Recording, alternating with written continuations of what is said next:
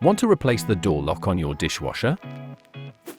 With these steps, you'll have it fixed in no time.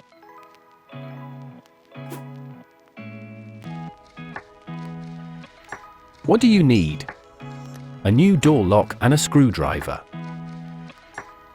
Step 1. Remove the control panel from the door.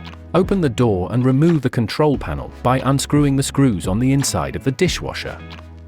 Sometimes the control panel is situated behind the remaining part of the door panels. If this is the case, these should also be removed. Now carefully pull the control panel out of the dishwasher.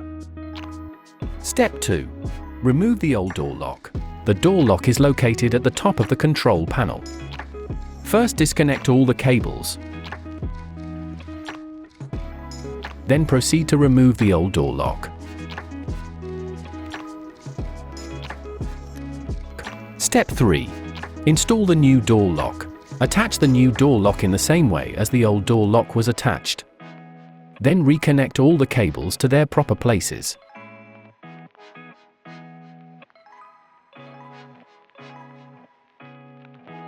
Step 4. Place the control panel back on the dishwasher. Screw the control panel back onto the dishwasher.